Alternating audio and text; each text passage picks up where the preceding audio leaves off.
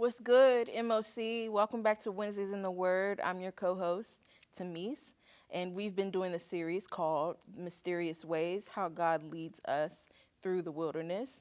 And this week, we're going to talk about Moses. I think I want to start this week by reading one major passage, and you will get this passage on the screen. And it's coming from Acts chapter 7, verse 17 to 35. And in this chapter, Stephen, the first Christian martyr, is recounting for the people he's preaching to the story of Moses and of Israel. And that's where we pick it up. And it says, as the time drew near when God will fulfill his promise to Abraham, the number of our people in Egypt greatly increased. But then a new king came to the throne of Egypt who knew nothing about Joseph. This king exploited our people and oppressed them, forcing parents to abandon their newborn babies so they would die. At that time, Moses was born, a beautiful child in God's eyes. His parents cared for him at home for 3 months. When they had to abandon him, Pharaoh's daughter adopted him and raised him as her own son. Moses was taught all the wisdom of the Egyptians, and he was powerful in both speech and action. And we've seen that before in Daniel. One day, when Moses was 40 years old, he decided to visit his relatives, the people of Israel. He saw an Egyptian mistreating an Israelite, and so Moses came to the man's defense and avenged him, killing the Egyptian. Moses assumed his fellow Israelites would realize that God had sent him to rescue them, but they didn't. So the next day, he visited them again, and he saw 2 men of Israel fighting, and he tried to be a peacemaker. Men, he said, you are brothers. Why are you fighting each other? But the man in the wrong pushed Moses aside and said, who made you a ruler and a judge over us? Are you going to kill me as you killed the Egyptian yesterday? And when Moses heard that, he fled the country and lived as a foreigner in the land of Midian. There his 2 sons were born. I hope that you guys are enjoying this series. I know that I myself am getting a ton out of this. And this is my favorite biblical character. And so when I was thinking about the wilderness, obviously not just because he wrote the Deuteronomy passage, but because he's somebody that I paid a lot of attention to in my own journey.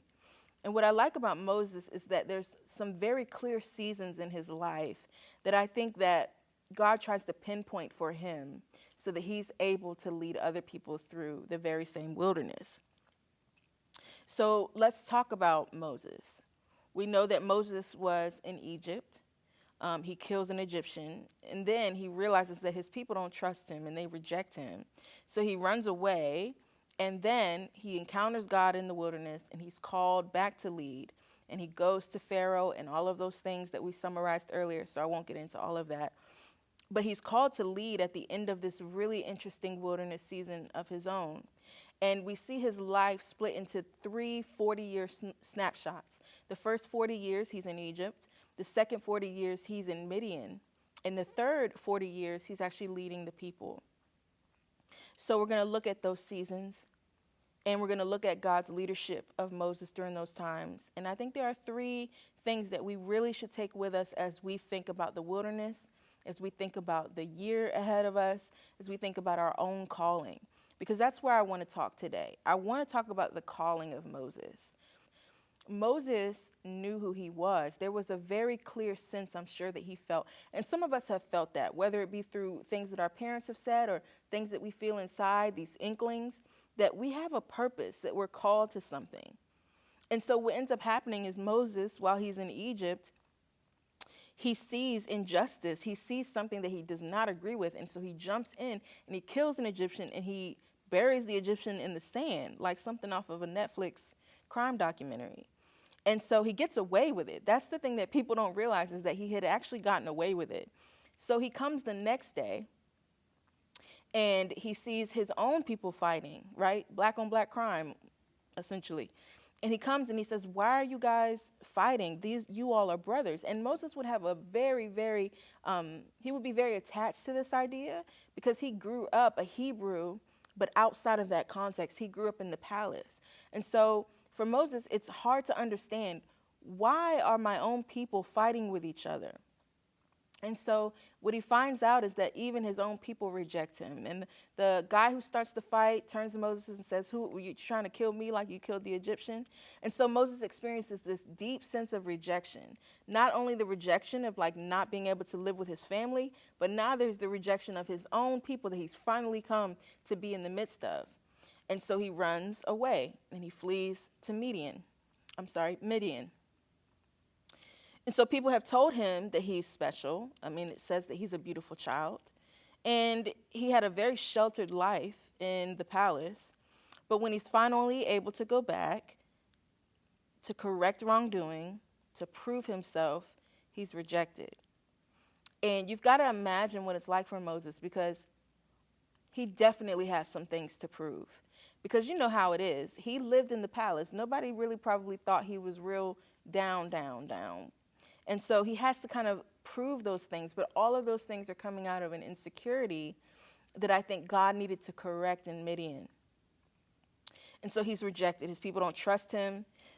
They don't really know him. I mean, who are you? You coming out the palace telling me not to hit. You don't know what's going on.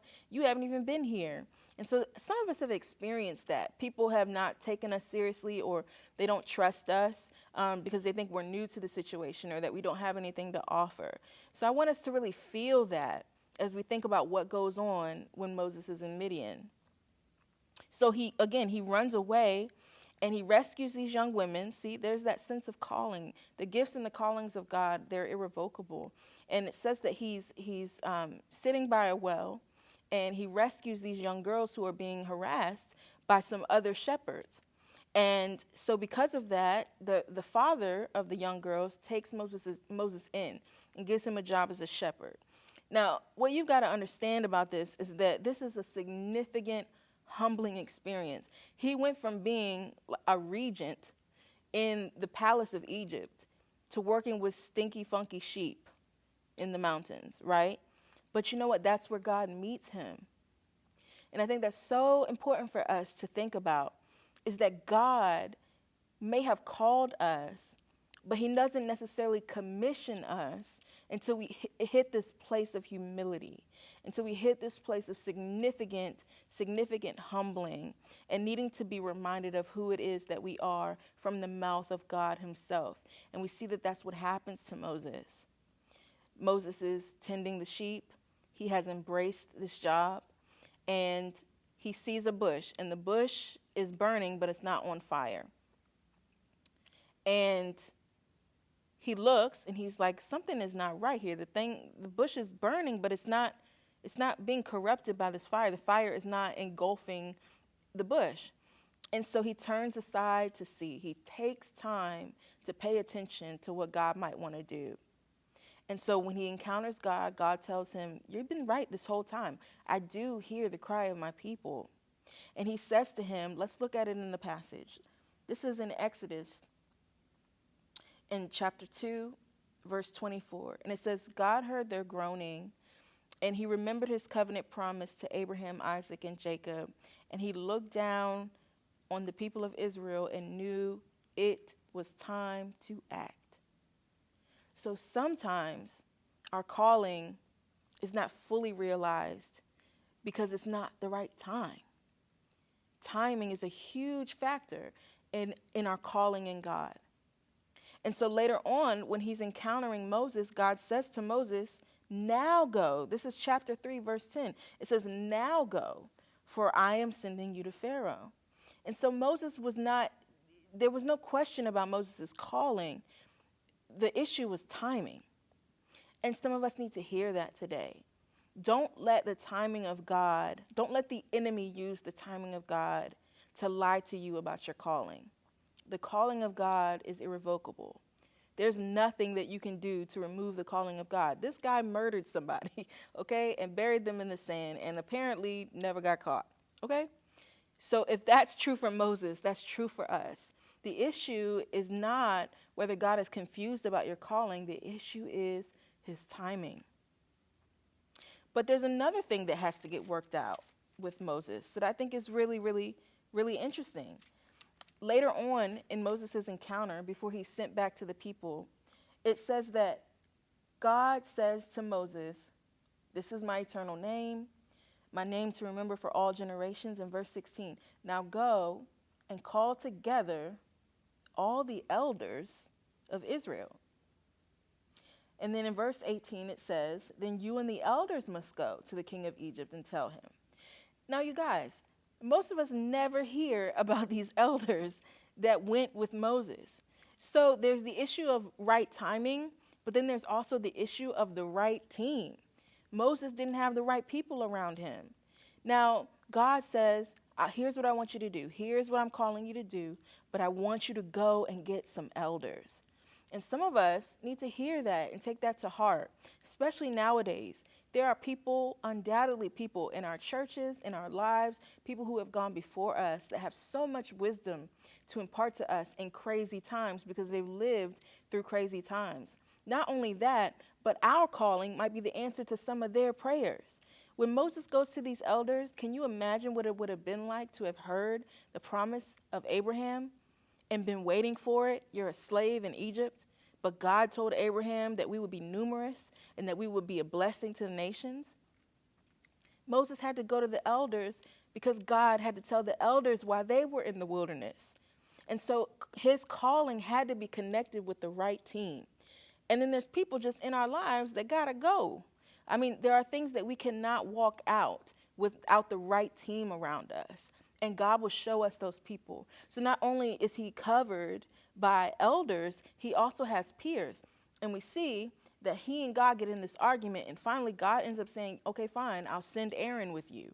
And so God is building Moses up, but he's also building Moses' team. And so even if it's not the right timing, it might be that we don't have the right team. But let's look at the third thing before we close.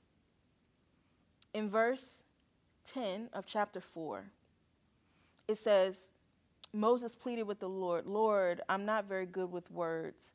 I've never been, I'm not now. And even though you've spoken to me, I get tongue-tied and my words get tangled." And the Lord says to Moses, "Who makes a person's mouth? Who decides whether people speak or do not speak, hear or do not hear, see or do not see? Is it not I, the Lord? Now go. I will be with you as you speak, and I will instruct you in what to say." Now, before we get angry at Moses, I think it's really easy to read this passage and not understand the level of rejection this young man has experienced in his life. He had to leave his family in the midst of a genocide. He's floating up a river, gets picked up by these rich people, doesn't know really where he came from, has kind of contact with his family for 3 months out of his life, and then he lives a completely different life. Then finally, he goes, after 40 years, he goes, and he's like, "My people, what's up?" And his people are like, "Who are you? Like, what do you have to offer us?" And so rejection on all of these levels undoubtedly leads to him doubting himself. And I suspect that even some of the ways that he tried to walk out of his calling was about proving himself for the wrong reasons. So it wasn't until God tells Moses who you are. It wasn't until God proclaimed over Moses who God had made him to be, and more importantly, who God himself was, that Moses was able to go now and lead these people out. Because we see right after this moment, right after God gives Moses the truth about himself, he goes to the Pharaoh. Now, the thing is that just because our timing might be right, and just because we have the right team, there's this third element that's very important for us as we think about our calling to lead. And that's right thinking. Moses was not clear about who he really was. And who he was built on a foundation that was going to fail him for the task ahead. And so God had to get these three things in place: the timing, the team, and the thinking. Moses needed to know who God said he was. Moses needed to have God remove that doubt and speak truth over the lies that his life had been proclaiming to him. And so that's my challenge to you today. Where does God need to correct your thinking about who you are? It's important that in these seasons, especially seasons like this, that we are confident in what God says about us, that we are fearfully and wonderfully made, that we are masterpieces who have God has prepared works for us to do in advance. And so, Mount on Campus, as we close this week, think about this. You may be called, but it might not be the right time. And are you okay with that? You might know it's the time, but you're unwilling to let go of the wrong team. You might need to think about that. And lastly, you might know that it's the right time and you've got the right people around you, but you don't believe the truth about who God says you are, and it's time for that to change. So this week, we want to thank you for coming to Wednesdays in the Word. And next week, we're going to finish it up with the most important person in Scripture and their experience in the wilderness. Thanks so much for coming to Wednesdays in the Word. Let's talk about some of these things Friday live on Zoom at 12:30. We'll put the link in our Facebook group. Thank you all for coming. Grace and peace.